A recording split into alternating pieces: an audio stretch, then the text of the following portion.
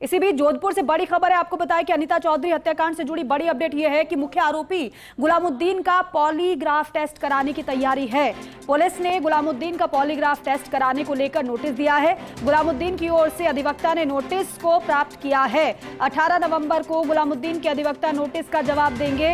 ये अहम जानकारी आपको देने पूरे मामले से जुड़ी हुई। पुलिस ने गुलामुद्दीन का पॉलीग्राफ टेस्ट कराने को लेकर नोटिस दिया है, क्योंकि गुलामुद्दीन की तरफ से अभी तक जो बातें कही गई हैं उसमें कहीं ना कहीं पुलिस को लग रहा है कि कुछ तो वो छुपा रहा है, क्योंकि अनीता चौधरी का परिवार ये कह रहा है कि केवल लूट के इरादे से इस पूरे हत्याकांड को अंजाम नहीं दिया गया है, बल्कि इसके पीछे और कोई वजह है और इसलिए सच का सामना करने से गुलामुद्दीन पीछे हट रहा है और इसलिए सही बात उसकी तरफ से नहीं बताई जा रही है। इसी वजह से पॉलीग्राफ टेस्ट कराने की तैयारी है और इसको लेकर नोटिस भी दिया गया है। गुलामुद्दीन की ओर से अधिवक्ता ने नोटिस को प्राप्त किया है। 18 नवंबर को गुलामुद्दीन के अधिवक्ता नोटिस का जवाब देंगे, क्योंकि जब तक आरोपी की सहमति नहीं होगी तब तक पॉलीग्राफ टेस्ट नहीं हो सकता और इसलिए जो नोटिस दिया गया है, गुलामुद्दीन के जो अधिवक्ता है उन्होंने नोटिस को प्राप्त कर लिया है। 18 नवंबर को गुलामुद्दीन के अधिवक्ता नोटिस का जवाब देंगे।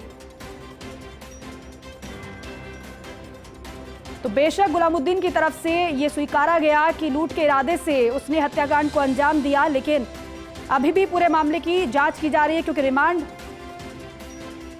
में गुलामुद्दीन को लिया गया था। पूछताछ भी सख्ती से की गई। श्री प्रकाश हमारे सहयोगी ज्यादा जानकारी इस पर देंगे। श्री प्रकाश, अभी और क्या जानकारी मिल पा रही है पूरे मामले को लेकर, और रिमांड के दौरान क्या क्या सवाल गुलामुद्दीन से हुए, क्या जवाब उसकी तरफ से दिए गए, पॉलीग्राफ टेस्ट को लेकर भी बताइएगा।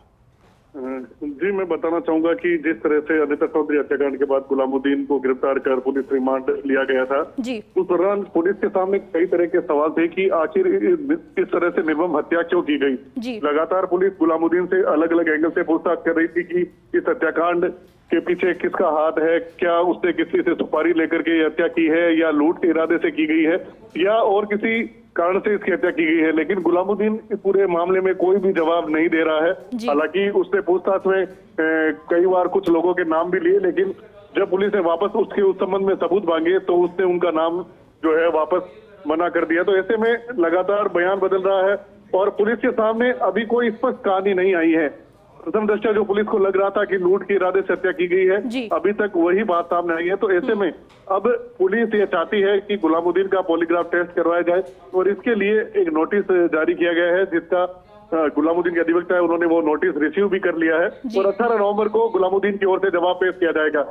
ये जो लूट के श्री प्रकाश लूट के इरादे की बात जो सामने आ रही है, क्या ये पुलिस की थ्योरी कह रही है या फिर रिमांड पर उसे लिया गया, लेकिन रिमांड के दौरान ऐसा कुछ पुलिस को अभी तक नहीं पता चल पाया है जिससे ये लगे कि पूरे मामले का पटाक्षेप हो चुका है। श्री प्रकाश हमारे सहयोगी हमारे साथ लगातार बने हुए हैं। श्री प्रकाश, अपनी बात को पूरा करिएगा और साथ ही साथ अभी और क्या जानकारी है इस खबर से जुड़ी हुई, आगे क्या होने वाला है?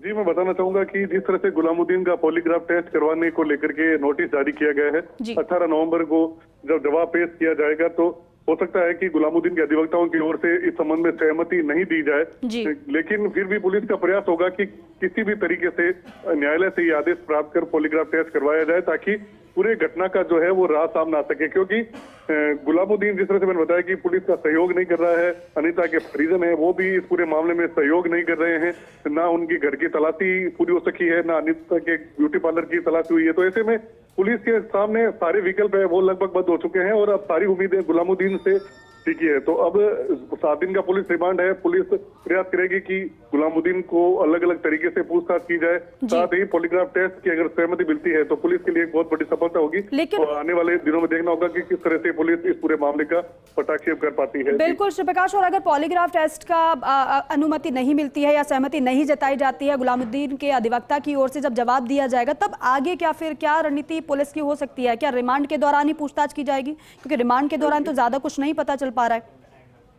जी, पुलिस के जो जिस तरह से मैंने बताया कि अब जो पुलिस के सामने विकल्प हैं वो काफी सीमित हैं।